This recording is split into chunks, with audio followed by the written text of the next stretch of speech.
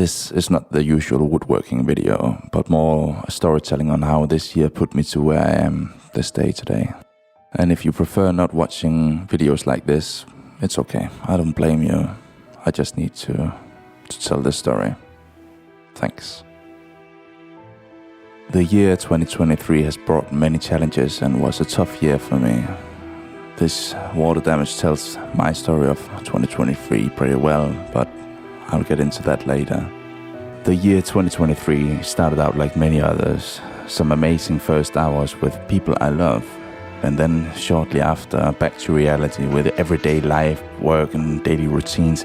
In my case, I had to go back to school where I teach and where I have been teaching for 7 years. And actually, just before Christmas vacation, we got this new school leader. He had his first day in the new year.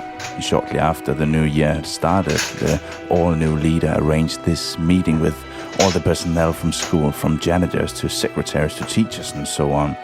He told us that the school had financial difficulties and he had to lay down 2.5 full-time jobs. If people were willing to, they could resign and take one for the team. 2 of my co-workers did that, since pension was nearby for one of them, and the other one, who was actually my favorite co-worker, had his kids starting at the same school and he just didn't want to teach where his kids were attending school. So anyway, there was still a need for half a full-time job to let go, and the hammer landed on me.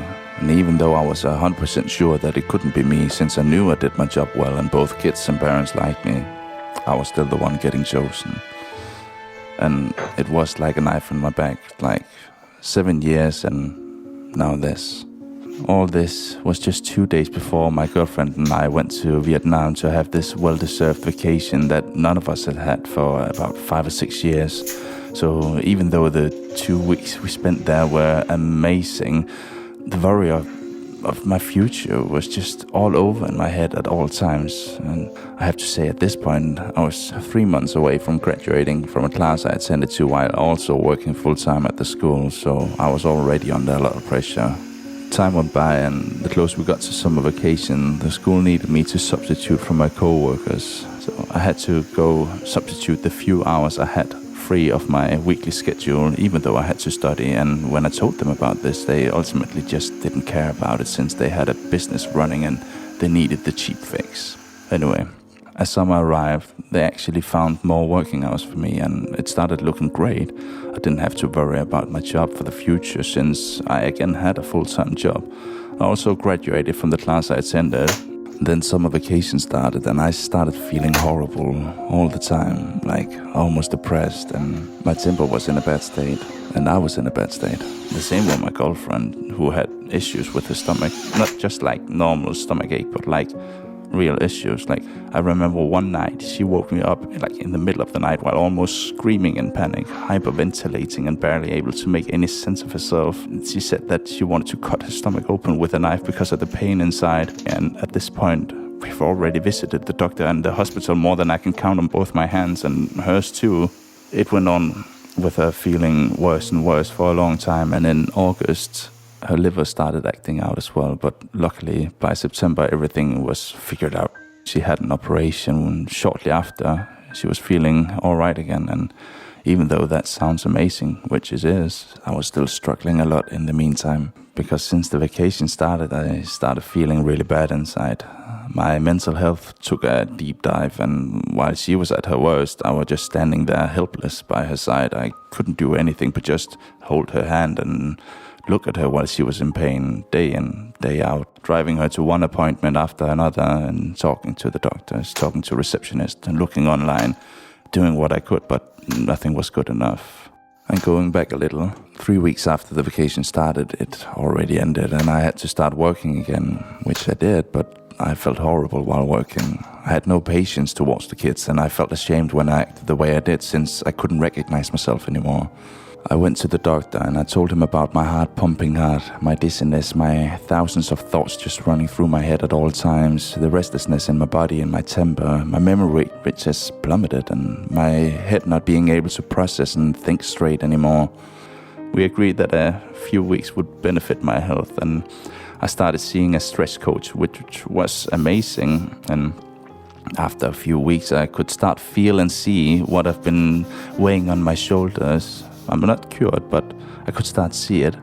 After some weeks, I still had the same symptoms. I still felt bad. I couldn't even buy groceries, but I was better.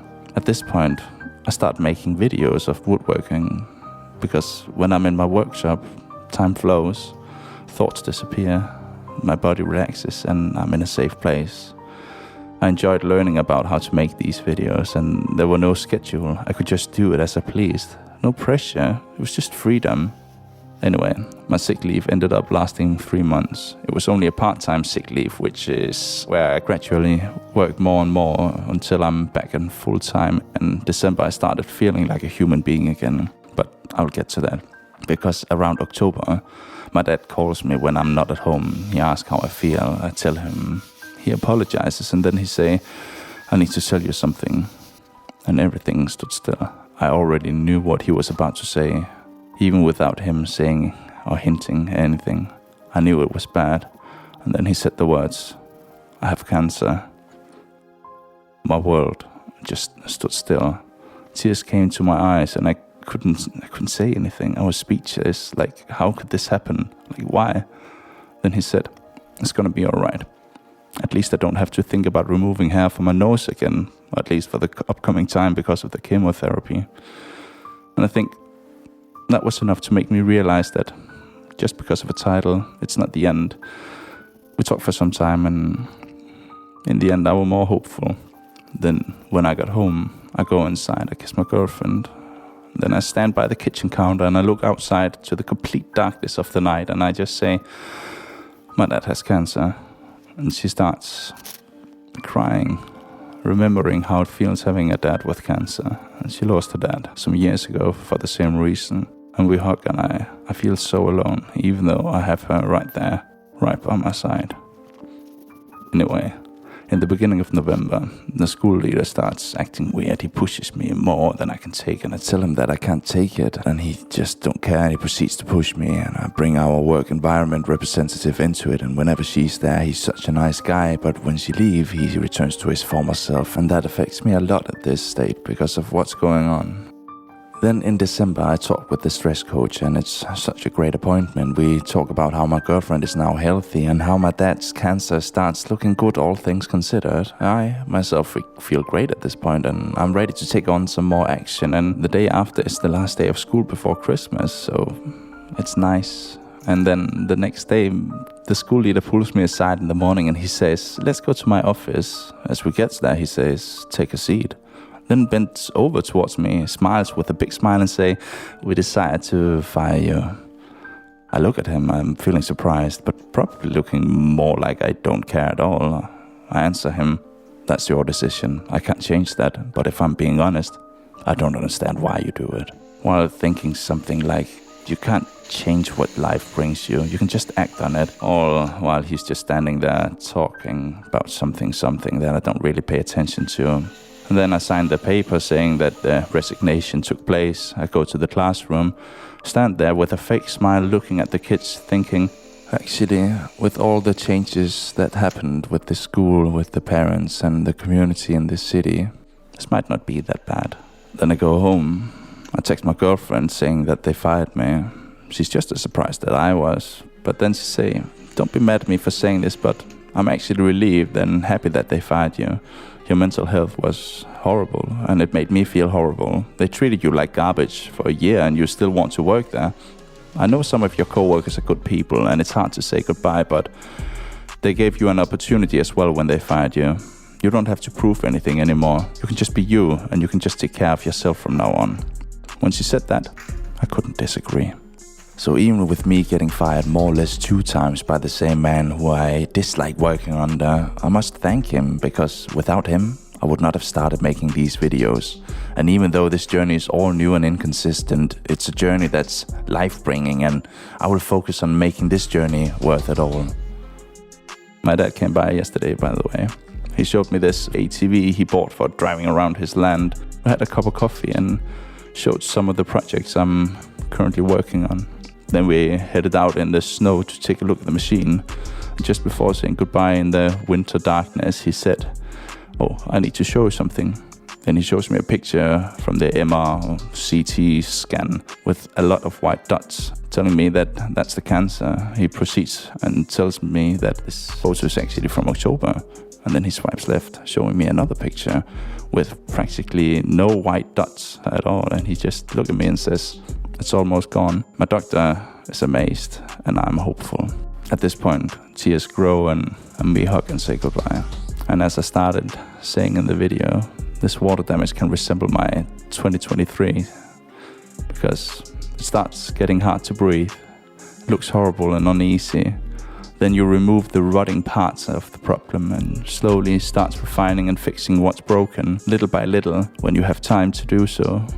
And in the end, no one can see that it used to be rotten and broken. No one can see that you used to be rotten and broken.